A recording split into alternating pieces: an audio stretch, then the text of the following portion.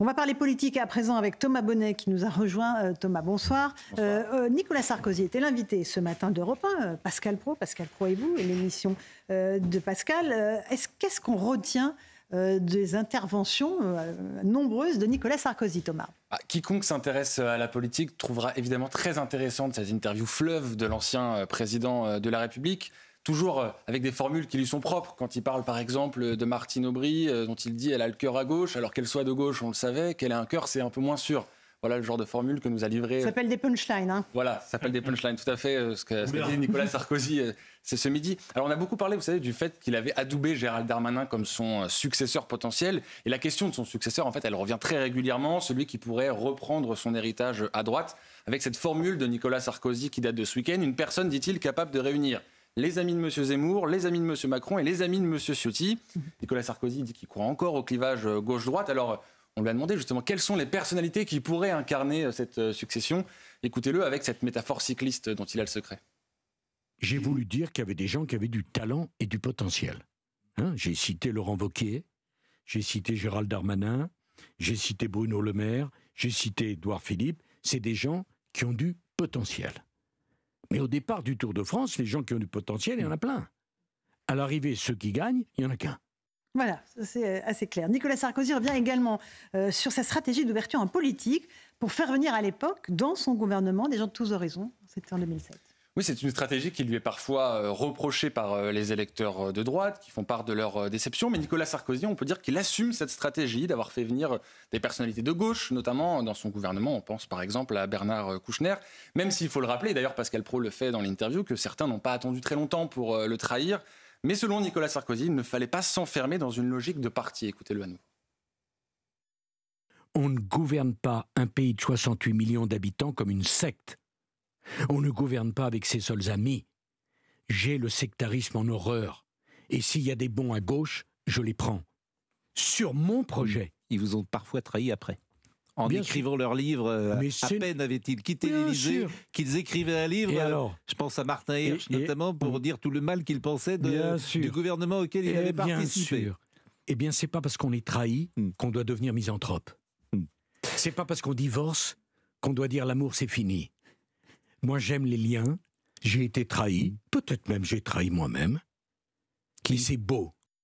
Voilà, c'était la grande interview de Nicolas Sarkozy. Louis de Ragnel, il a dit un certain nombre de choses. Là, il a parlé de la politique d'Emmanuel Macron. Sur Emmanuel Macron, voilà, il maintient qu'il ne voulait pas de Marine Le Pen, qu'il a soutenu Emmanuel Macron en 2022. Il ne voulait ni Marine Le Pen, ni Jean-Luc Mélenchon. Il dit qu'il continue, qu'il pense qu'il a fait le bon choix, en fait. Absolument, parce que lui, en fait, explique que, alors c'est pas avec ses mots. Déjà, il a de l'affection pour Emmanuel Macron. Ils se rencontrent régulièrement.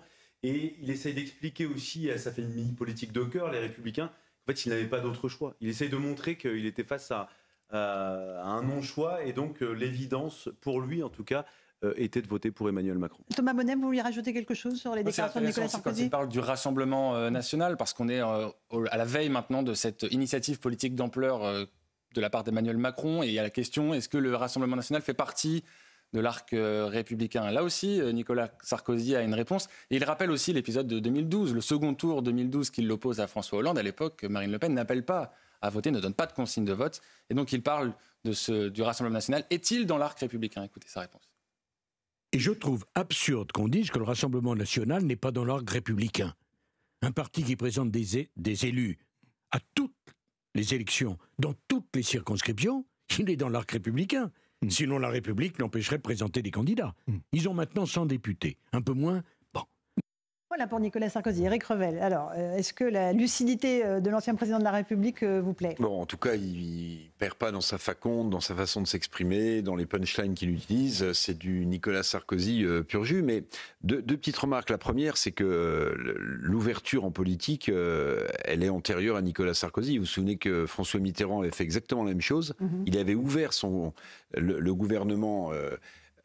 après Pierre Mauroy à la droite, notamment au centre-droit avec Jean-Pierre Soisson, qui avait écrit un livre délicieux, je ne sais pas si c'était un livre de trahison, qui s'appelait Mémoire d'ouverture, dans lequel un homme de droite ou de centre-droit expliquait pourquoi il avait été recruté par un président qui incarnait la gauche.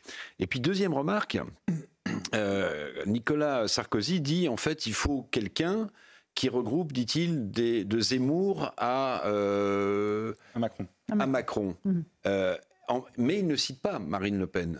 Alors, c'est une sorte d'union des droites qui cache son nom, de Zemmour aux gens de droite qui votent pour Macron, mais il ne cite pas Marine Le Pen dans cet arc de cercle. Et pourtant, il dit, et pour moi c'est une sorte de contradiction, et il dit pourtant, le RN n'est pas...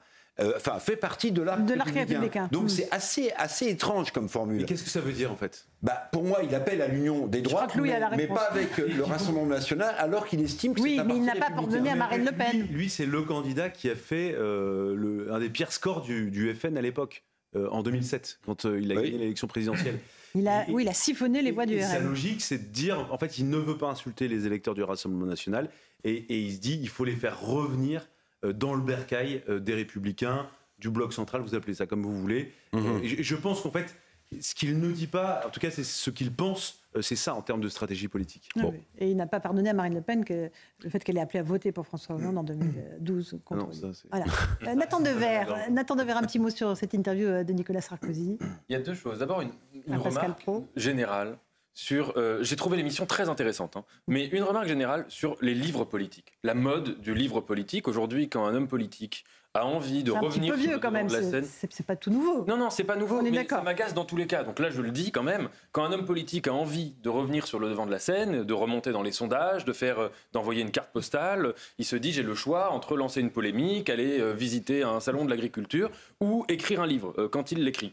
Je trouve ça un peu problématique, si vous voulez. On a une tradition quand même où il y a eu des grands politiques écrivains, que ce soit le général de Gaulle, que ce soit Léon Blum, que ce soit Mitterrand, Pompidou, qui était intéressé par la littérature. Je trouve ça problématique qu'aujourd'hui le livre politique ce soit devenu un truc marketing qui sert juste à donner des interviews, premièrement. Deuxièmement, par ailleurs, j'ai trouvé que l'interview était intéressante. Il aurait pu faire l'interview directement.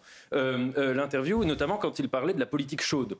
C'était ce passage que j'ai trouvé assez fort, où il disait qu'avant lui, finalement, le dénominateur commun de tous les présidents, c'était la valorisation de l'indifférence. Estimé que François Mitterrand, d'autres d'ailleurs, que le président doit être en hauteur, qu'il ne doit pas montrer son émission, et qu'il doit vraiment être dans une sorte de coupure entre son corps réel et son corps symbolique. Et que lui, il a voulu finalement être le premier président. Il y avait ce passage assez fort où il racontait, quand il y a eu le crash de l'avion Rio-Paris, qu'il était arrivé tout de suite à l'aéroport, qu'il avait annoncé aux familles, fait comprendre aux familles que c'était bel et bien une tragédie, et il justifiait ça comme quelque chose de politique, au sens où la politique est incarnée, et là-dessus, je suis assez d'accord avec lui. Très bien.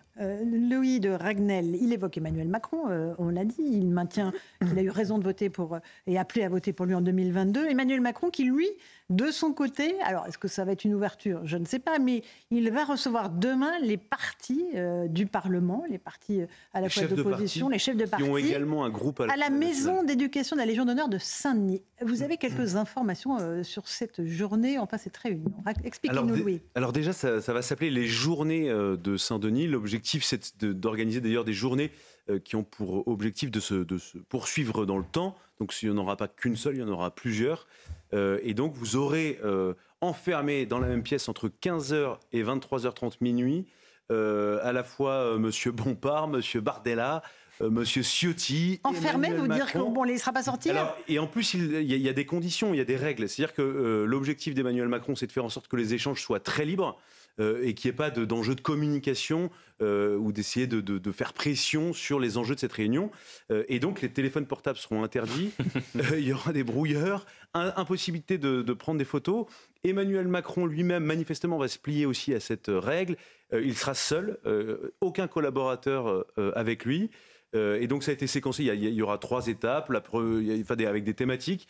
Il y aura d'abord ça commencera par évoquer les questions internationales, ensuite les questions évidemment d'ordre, d'autorité et d'immigration.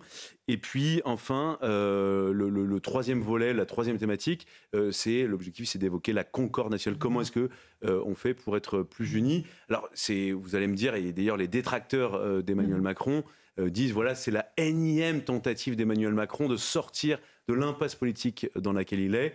Voilà, Emmanuel Macron en tout cas tente un nouveau format. On verra ce que ça donnera. Faut donner la chance au produit, on verra. La chance au produit. Information Europe 1 très intéressante.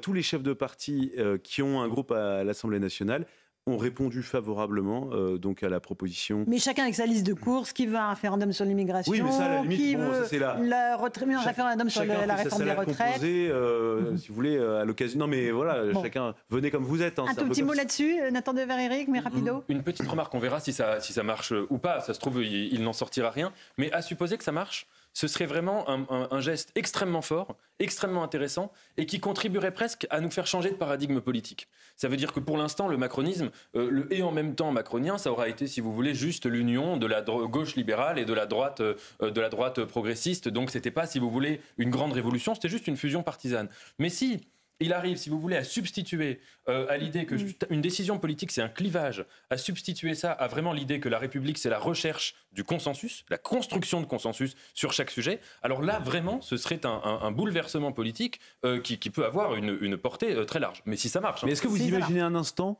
Oui, non, mais la question, raisonnons par l'absurde, mais imaginons, est-il possible de trouver un sujet de consensus avec les gens qui seront dans ce bocal demain? Non. Je ne crois pas. Quel sujet vous voyez? Non, je vous pose la question pour une fois. Moi, je partage l'enthousiasme de Nathan. Maintenant, comme il n'y aura pas de téléphone, comme il n'y aura pas de son et pas d'image, il faudra voir ce que chacun des intervenants tirera et racontera Exactement. à la sortie de ce qu'il a entendu et de ce qu'il a défendu. Et là, je peux vous dire qu'il y aura des versions différentes. Et puis juste... la maison de la Légion d'honneur à Saint-Denis, c'est pas très loin de l'abbaye de Saint-Denis où les gisants royaux avant la Révolution sont. Et là, j'y vois aussi un symbole d'une mise en... Non, mais c'est pas n'importe quel. C'est chez Jordan Bardella aussi, c'est là où il a grandi. Oui, bien sûr. C'est là où Emmanuel Macron a passé son bac. Vous savez qu'il a passé son bac écoutez, à la Légion d'honneur. Ça, je l'ignorais, mais je vois cette connotation aussi qui va peut-être peser sur les débats et leur donner de la dignité et de la hauteur. On reviendra sur cette journée. Merci pour ces informations, mon cher Louis de Ragnel. Allez, les 18h32, le rappel des titres de l'actualité avec Simon Guillain.